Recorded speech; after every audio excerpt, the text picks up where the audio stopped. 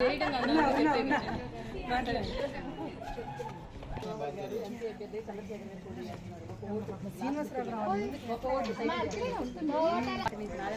గారు TDP party నుంచి చంద్రశేఖర్ గారు ఎంపీ ఎమ్మెల్యేలకు పోటీ చేస్తున్నారు. 2 ఓట్లు వాళ్ళిద్దరికి వేసి గెలిపించారు.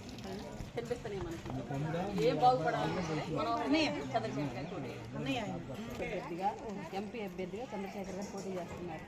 ఈయనేమో చంద్రబాబు నాయుడు గారికి, ఈయనేమో పవన్ కళ్యాణ్ గారికి. వీళ్ళిద్దరికి 2 ఓట్లు వేసి గెలిపించే బాధ్యత మీరు ఇంటికి అప్లై చేసుకుని చేయించే బాధ్యత మీరు తీసుకోండి.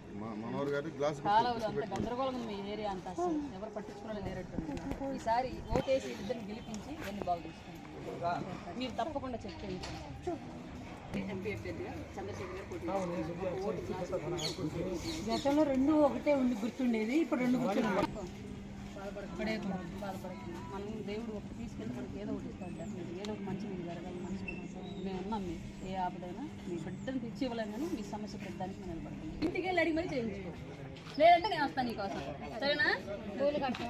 బట్టి రాష్ట్ర అధికార ప్రతినిధిలో గులకరాయి డబ్బా గొంతేసి అరుతుంటారు చూసేప్పుడన్నా నేనే. సరేనా? రాజకుమార్ లాగా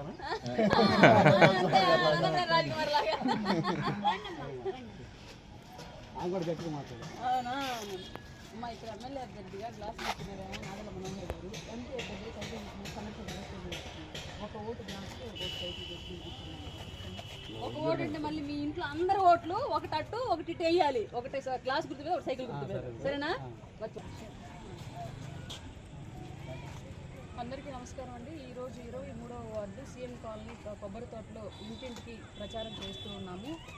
జనసేన మరియు టీడీపీ కార్యకర్తలు అందరం కూడా ఐక్యంగా ప్రజలకున్న సమస్యలు ఏంటో తెలుసుకొని, అలాగే రేపు మా ప్రభుత్వం వస్తే మేము ఈ సమస్యను ఏ విధంగా తీర్చగలము, ప్రభుత్వం వస్తే ఈ రాష్ట్రాన్ని ఎలా అభివృద్ధి చేయగలము, ఈ కాలనీని ఎలా అభివృద్ధి చేయగలము, స్థానికంగా అన్ని పరిశీలించి మరీ తిరిగి ప్రతి ఒక్కరితో మాట్లాడి తెలియజేయడం జరుగుతుంది. విపరీతమైన రెస్పాన్స్ స్థానికుల నుంచి వస్తుంది. మేము తప్పనిసరిగా కూటమి అభ్యర్థుల్ని గెలిపించుకుంటాము. ఈ జగన్ చేసిన పరిపాలన మాకు నచ్చలేదని చెప్పేసి ప్రతి ఒక్కరు బయటకు వచ్చి బాహాటంగా చెప్తూ ఉన్నారు.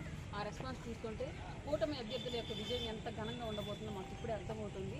అలాగే ఇప్పటివరకు ఇక్కడ పాలించినటువంటి కార్పొరేట్ కౌన్సిలర్లు కానీ, చైర్మన్లు కానీ ఎవరైనా సరే ఈ కాలనీ ఇప్పటివరకు వచ్చి చూసింది లేదంటే ఎక్కడ చూసినా సరే పారిశుద్ధ్య సమస్య తీవ్ర స్థాయిలో ఉంది. ఈ కాలనీలో మురుగు పెద్ద ఎత్తున పేరుకుపోయింది. ఇప్పటి నుంచి డీజే మోగిస్తున్నాయి, దోమలు మాకు కుడతా ఉన్నాయి ఎంతబడి. అట్లాంటి పరిస్థితులు చిన్న బిడ్డలు పెట్టుకుని ఈ కాలనీ వాసులు చాలా ఇబ్బంది పడుతున్నారు. కాబట్టి రాబోయే కూటమి జనసేన, టీడీపీ, బీజేపీ కూటమి ప్రభుత్వం అధికారంలో ఈ కాలనీని పెద్ద ఎత్తున అభివృద్ధి చేసే బాధ్యతను మా అభ్యర్థి అయినటువంటి నాదెళ్ల మనోహర్ గారు తీసుకొని బాగు చేస్తారని చెప్పేసి, అలాగే కేంద్రం నుంచి రావాల్సినటువంటి ఎలాంటి నిధులైనా సరే చంద్రశేఖర్ గారు కల్పించి ఇక్కడ అభివృద్ధికి ఆయన తోడ్పాటును అందిస్తారని చెప్పేసి తెలియజేయడం జరుగుతుంది.